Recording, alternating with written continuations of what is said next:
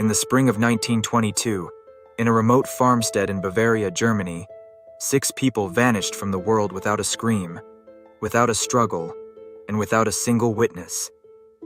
No cry was heard by the neighbors. No one saw a stranger come or go. And when the truth was finally uncovered, it was so strange, so quiet, and so cruel that police, journalists, and armchair detectives are still trying to make sense of it more than a century later. What happened at that farm remains one of the most disturbing unsolved mysteries in criminal history. This is the story of Hinterkaifeck.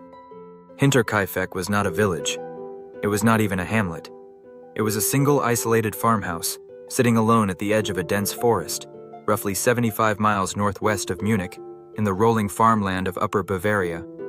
The nearest town, Grobern, was a short walk away, close enough to see smoke rising from a chimney, yet the farm itself sat cut off from the world, surrounded by open fields and thick woodland, reachable only by a narrow dirt path that turned to mud in the rain.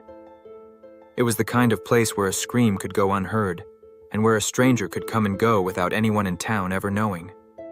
The farm belonged to Andreas Gruber, a 63-year-old farmer known in the area as difficult, tight-fisted, and reclusive. Neighbors described him as a man who kept to himself and rarely welcomed visitors. He lived there with his wife Kazilia, their widowed daughter Victoria Gabrielle, and Victoria's 2 children, 7-year-old Kazilia and 2-year-old Joseph. Just days before the murders, the family had hired a new maid, a woman named Maria Baumgartner, after their previous maid had quit abruptly, reportedly frightened away by strange noises she said she heard in the house at night.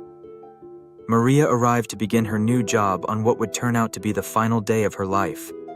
In the weeks leading up to the killings, strange things had already begun happening on the farm. Small events that on their own might have meant nothing, but together painted a picture of a family being watched.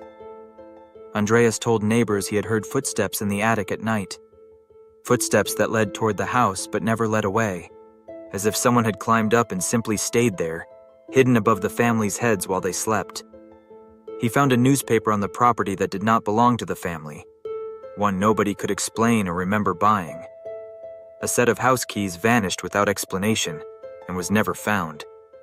Even the family dog seemed unsettled, barking at nothing and straining against its chain as though sensing a presence no one else could see. Perhaps the eeriest detail of all came just days before the murders. Andreas discovered a single unexplained set of footprints in the snow, leading from the edge of the forest directly to the farmhouse door. There were no footprints leading back. Someone had come, and by all appearances, someone had stayed, hidden somewhere on the property, watching the family go about their lives, waiting. Unsettled by everything he had seen and heard, Andreas mentioned these events to acquaintances in town, hoping perhaps for reassurance or advice. But no one took them seriously enough to act. There was no police report filed, no formal investigation opened, no search of the barn or the surrounding fields. In hindsight, it is almost unbearable to imagine how differently things might have gone if just one person had taken those warnings seriously. Instead, the family carried on with their daily farm work, seemingly resigned to whatever unease had settled over their home, perhaps believing the danger would simply pass. On March 31st, 1922, the new maid Maria Baumgartner arrived at the farm to begin her job, unaware of everything that had unsettled the family in the weeks before. It would be her first and only day of work. That evening, sometime after dinner, while the family was likely preparing for bed or finishing the last chores of the day, all 6 people on the property were killed, one after another, in what investigators would later determine was a calculated and deliberate act rather than a sudden explosion of violence. Each victim was killed with a mattock, a heavy farm tool used for digging, struck with brutal force to the head. The killer showed a chilling and methodical pattern, luring victims one by one out to the barn rather than attacking the family together in the house, which strongly suggests careful planning, patience, and an intimate knowledge of the farm's daily routines rather than a chaotic outburst of rage. Whoever did this knew exactly where each person would be, and exactly how to get them there alone. For days afterward, no one came looking, and the farm sat in complete silence. Smoke stopped rising from the chimney. The cows went unmilked, and the animals in the barn went unfed and began to grow restless. Neighbors later admitted they noticed the stillness, but assumed the family had simply gone away or was occupied with private matters. And yet, in one of the most disturbing details of the entire case, investigators later found evidence that someone had remained in the house after the murders, using the kitchen to cook meals, tending to the farm animals, and apparently sleeping in the home night after night, alongside the bodies of the people they had just killed. It was neighbors, finally alarmed that the family had not been seen at church or in town for nearly a week, who went to check on them.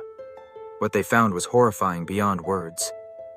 The 4 adult and older victims, Andreas, Cecilia, Victoria, and young Cecilia, were discovered stacked together in the barn, covered over with hay, as though someone had tried to conceal the bodies rather than simply abandon them and flee. The 2 youngest victims, little Joseph and his sister, were found not in the barn, but inside the house itself, killed in their own beds. Investigators noted that the scene inside showed clear and unsettling signs that someone had continued living there for days afterward, cooking meals in the kitchen, eating from the family's own dishes, and even caring for the surviving family dog, all while the bodies of the murdered family lay just steps away in the barn. When investigators finally arrived, the case became infamous almost immediately, not just for its brutality, but for how catastrophically the crime scene was handled. Word of the murders spread quickly through the surrounding villages, and hundreds of curious locals were allowed to walk freely through the property before it was ever properly secured, trampling footprints, moving furniture, picking up and examining objects, and utterly contaminating any physical evidence that might have pointed toward the killer's identity. To this day, historians consider it one of the most mishandled crime scenes in criminal history. Suspicion quickly fell on Carl Gabriel, Victoria's husband, who had been officially reported dead on the battlefields of the First World War, but whose body was never recovered or formally identified.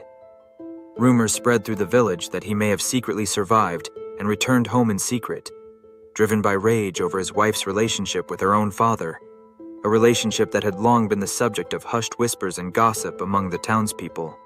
Local gossip went even further, claiming that Victoria's youngest child, little Joseph, may have actually been fathered not by her husband, but by her own father, Andreas. If true, this would give a devastating and deeply personal motive to the crime, one rooted in shame, jealousy, and long-buried family secrets, though it has never been definitively proven, and remains one of the case's darkest and most uncomfortable unanswered questions. Over the following decades, investigators considered a long list of other names, including local men who were known to hold grudges against Andreas Gruber over financial debts and disputed land boundaries, since Andreas had a reputation for driving hard, unforgiving bargains with his neighbors. One suspect in particular, Lorenz Schlittenbauer, a neighbor and former partner of Victoria's, who was even rumored to be the true father of her son Joseph, was formally investigated multiple times over the years, but was ultimately never charged due to a complete lack of hard evidence. The Bavarian police reopened the investigation as recently as 2007, nearly 90 years after the murders, using modern forensic techniques on preserved evidence and skulls that had been kept from the original crime scene. Even with the benefit of advanced technology and decades of criminal science, investigators still could not conclusively identify a single killer, and the case was formally closed once again without resolution, leaving the file open, but effectively unsolvable. What makes Hinterkaifeck so deeply unsettling is not just the brutality of the killings, but the strange intimacy of it all. The footprints in the snow with no return path. The stranger who seemingly lived inside the house with the dead for days, cooking their meals and feeding their animals. The warnings that were heard by the family and simply ignored by everyone around them. It reads less like a true crime case and more like a ghost story that, tragically, turned out to be real. The farmhouse itself stood abandoned and shunned by locals for years after the murders, until it was finally demolished in 1959, torn down piece by piece, as though the community wanted to erase it from the landscape entirely. Today, nothing remains at the site except quiet, open farmland. Visitors and true crime enthusiasts sometimes make the trip out to leave flowers near the location, marking a tragedy that the ground itself no longer shows any physical sign of. Over a century later, no one has ever been charged with the Hinterkaifeck murders.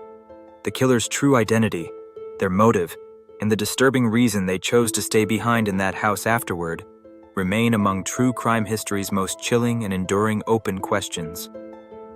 If you have your own theory about what really happened that night at Hinterkaifeck, let me know in the comments below.